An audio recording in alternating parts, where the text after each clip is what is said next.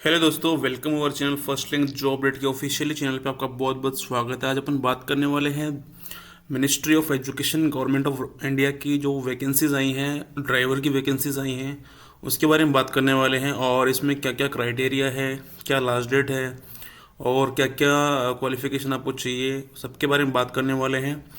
तो अगर आप वीडियो पे नए हैं तो चैनल को ज़रूर सब्सक्राइब कीजिएगा ताकि फ्यूचर में आने वाली जितनी भी ड्राइवर्स के रिलेटेड जो भी वैकेंसीज़ हैं उनका नोटिफिकेशन सबसे पहले आपके पास पहुंच पाए। तो चलिए शुरू करते हैं अपना वीडियो। सबसे पहले अपन बात कर लेते हैं ये जो वैकेंसीज़ हैं, ये इनकी जो लास्ट डेट है उसके बारे में बात कर लेते हैं अपन एक बार। तो आप देख सकते हैं इसका जो एडवर्टाइजमेंट है ये 14 नवंबर को रिलीज़ हो चुका था और इसकी जो लास्ट डेट रहेगी आपकी 15 अक्टूबर रहने वाली है।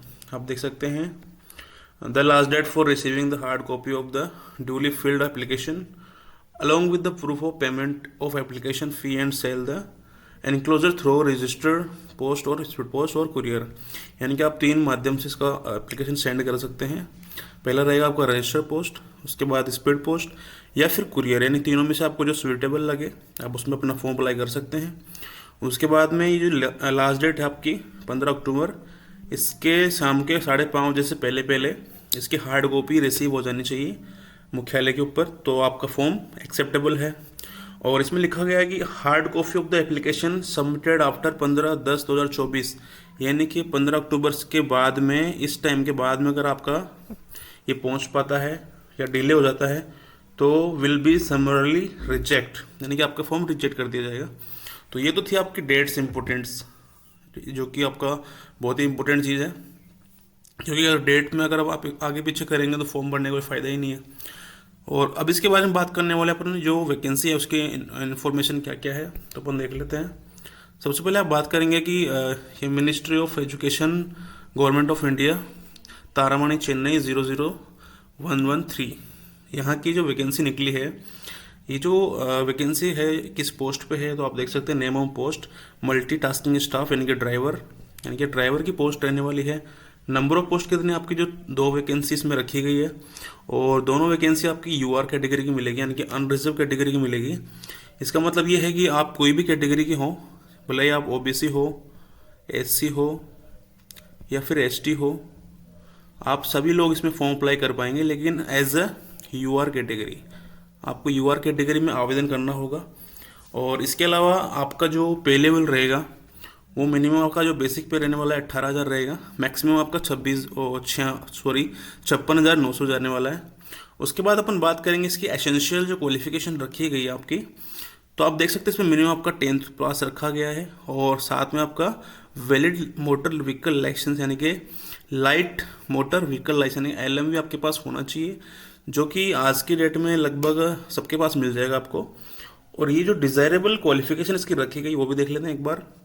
Possession of the public service vehicle budget और हैवी मोटर व्हीकल, यानी इन दोनों में से आपके पास अगर है तो डिज़ायरेबल है, आप लगा सकते हैं।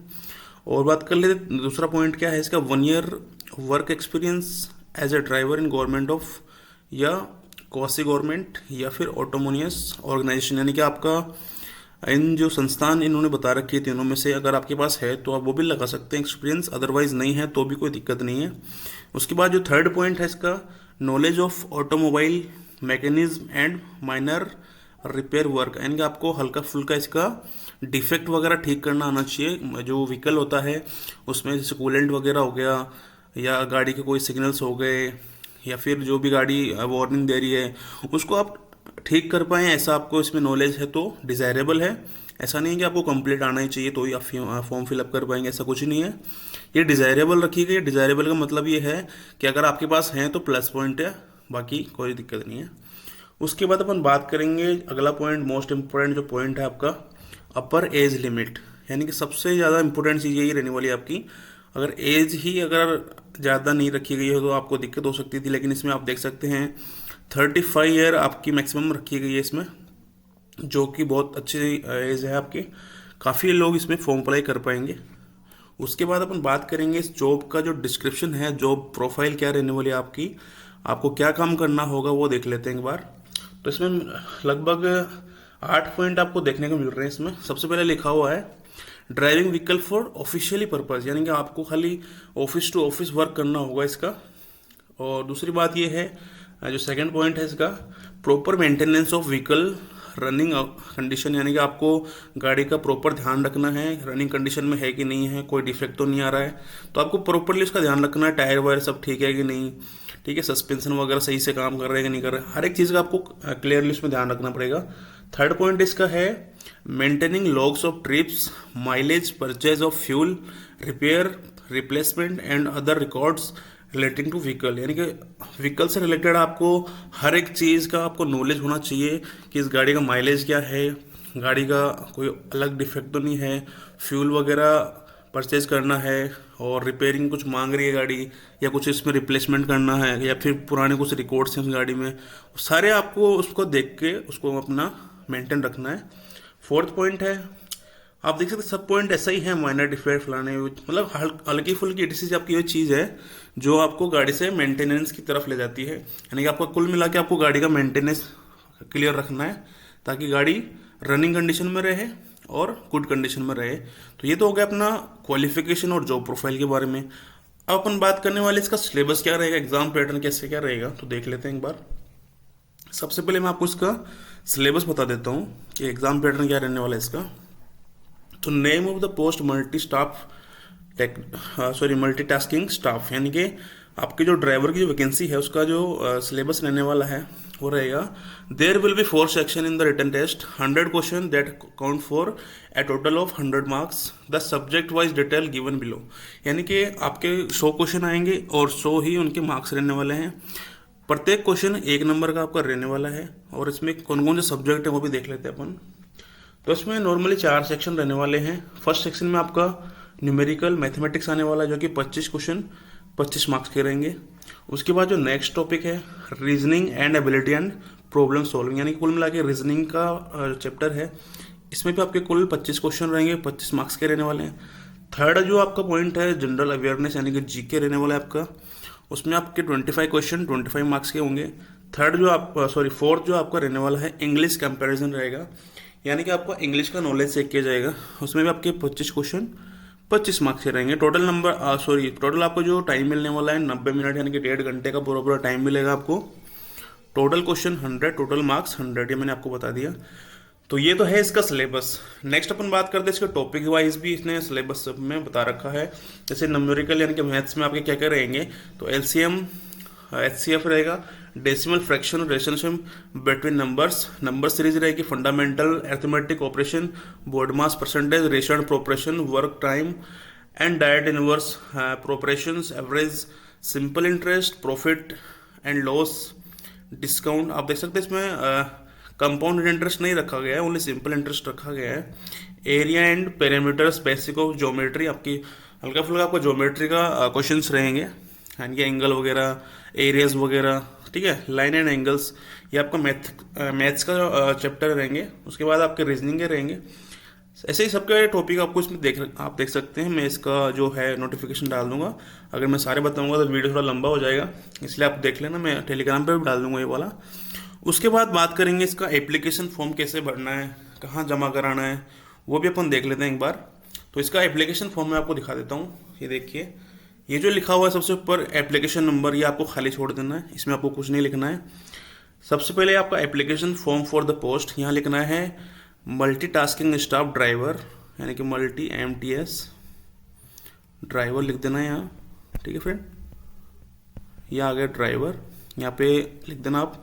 उसके बाद में अपन बात करते हैं इसका एडवर्टाइजमेंट नंबर जो ऑलरेडी लिखा हुआ है, यहाँ पे आपका पोस्ट का नाम लिख देना ड्राइवर, MTS ड्राइवर। यहाँ पे आपका अमाउंट आ जाएगा, यहाँ अमाउंट का जो ट्रांजेक्शन ID वगैरह वो आ जाएगी। यहाँ पे आपकी रिसेंट पासपोर्ट साइज फोटो रहेगी। Signature on the back side, आपको फोटो के बैक साइड सिग्नेचर भी कर देने हैं, ठीक है फ्रेंड्स। उसके बाद देखते हैं फर्स्ट जो कॉलम है, इसमें जनरल इन्फॉर्मेशन आपके आने वाली है। यहाँ कि आपका फुल नेम आ जाएगा, कैपिटल लेटर्स में आपको फिल करना है, फादर नेम आ जाएगा, डेट ऑफ बर्थ आ जाएगा, कितनी एज हो चुकी है आपकी age application submission, and place birth आ जाएगा, नेशनलिटी इंडियन आ जाएगा, रिलीजन आ जाएगा, आपका जेंडर आने वाला है। उसके बाद आपका मैरिज स्टेटस आ जाएगा, फिर आपकी कैटेगरी कौन सी वो आ जाएगी। अगर आप एक्स सर्विसमैन है, PWD है, तो यहाँ पे क्लिक करेंगे। और इसके अलावा आपके पास ये जो एसेंशियल एजुकेशन क्वालिफिकेशन या एक्सपीरियंस कुछ मेंशन कर रखा है तो यस कर देंगे, वरना नो कर देंगे, ठीक है फ्रेंड्स। उसके बाद जो नेक्स्ट पेज है इसका, इसमें आपका address, present address, permanent address, mobile number, email ID, Aadhaar number. उसके बाद में आपके डेजिग्नेशन, अगर आप कहीं एम्प्लॉयज़ हैं तो डेजिग्नेशन डालना है, ऑर्गेनाइजेशन क्या है, किस संस्था में आप काम करते हैं वो डालना है, रोल एंड रेस्पॉन्सिबिलिटी क्या है, आप क्या काम करते हो, आपकी क्या क्या जिम्मेदारियां हैं। उसके बाद आपका प्रेजेंट जो बेसिक है उसके अंदर पे वगैरह क्या है, आपको कितनी सैलरी मिलती है। उसके बाद डेट ऑफ अपॉइंटमेंट, आपने कब उसमें ज्वाइन किया था, ठीक है। उसका एड्रेस क्या है प्रेजेंट पोस्ट का।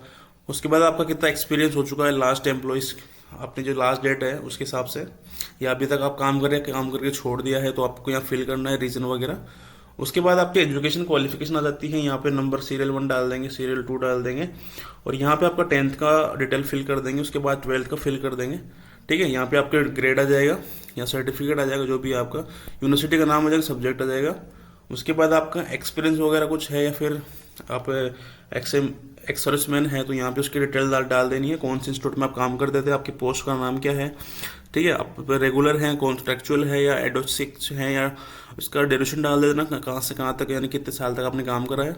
टोटल टाइम पीरियड आ जाएगा 1 साल, 2 साल, 3 साल। उसके बाद वहाँ का बेसिक पे क्या था आपका, नेचर ऑफ ड्यूटीज, आपकी ड्यूटी कैसी क्या थी, क्या करना पड़ता था आपको, यहाँ पे फिल कर देना है, ठीक है।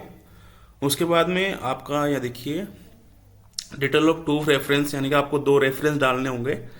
अब इस रेफरेंस में काफ़ी लोग अटक जाते हैं। इसमें आपको करना क्या होगा, आपको यहाँ पे एक तो सेम डिपार्टमेंट का जिसमें आप फॉर्म अप्लाई कर रहे हैं, कम से कम एक कैंडिडेट तो उसका चाहिए, और एक आप कोई भी अदर कैंडिडेट का यहाँ डेटा फिल कर सकते हैं, या फिर आप किसी भी ऐसे इंसान का डेटा फिल कर दें जो आपका यहाँ पे पहचान वाला हो, कोई काम करता हो, ठीक है।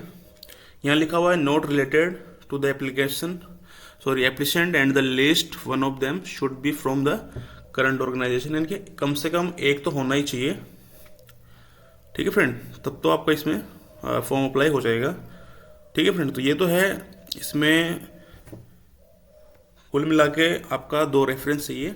2 रेफरेंस के अलावा अगर आप इसमें नहीं डालते हो तो ये आपका फॉर्म अप्लाई नहीं होगा।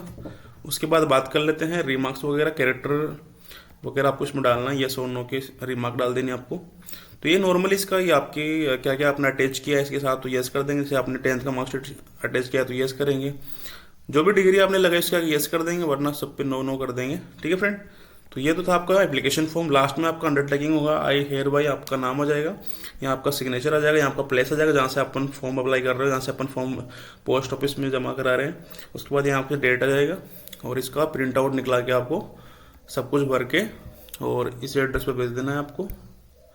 इनका जो एड्रेस है मैं दिखा देता हूँ आपको, इधर होगा। और इसकी फ़ीस के बारे में बात कर लेते हैं। हाँ सॉरी, फीस के बारे में आपको नहीं बताया मैंने। हाँ, तो इसकी जो फीस है आपको देख सकते हैं नंबर 5 में, जो नॉन रिफंडेबल फीस रहने वाली आपकी जो 300 रहेगी, वो सिर्फ अपनी जो ड्राइवर वैकेंसी है एमटीएस की, एमटीएस या एमटीएस ड्राइवर, उसके लिए 300 रखी गई, बाकी सबके लिए 500 है। और भी वैकेंसीज है इसके अंदर। बाकी आप कोई भी कैटेगरी हो, जनरल, ईडब्ल्यूएस, ओबीसी कैटेगरी, आपको सिर्फ 300 देने हैं, ठीक है फ्रेंड्स। इसके अलावा आपका कोई चार्जेस नहीं है इसके अंदर। और इसका जो ये पेमेंट बनने वाला है, ये एसबीआई बैंक से आप इसका बना सकते हैं एप्लीकेशन, जो फीस रहेगी आपकी। उसके बाद अपन बात कर लेते हैं इसका जो एड्रेस रहने वाला है, वो यही रहेगा मोस्टली। यहाँ पे आपको भेज देना है इस वाले एड्रेस पे, ठीक है फ्रेंड। इसमें पूरा एड्रेस दे रखा है आपको। तो ये आपको एड्रेस से अपना जो एनवेलप रहेगा, मैं आपको बताता हूँ।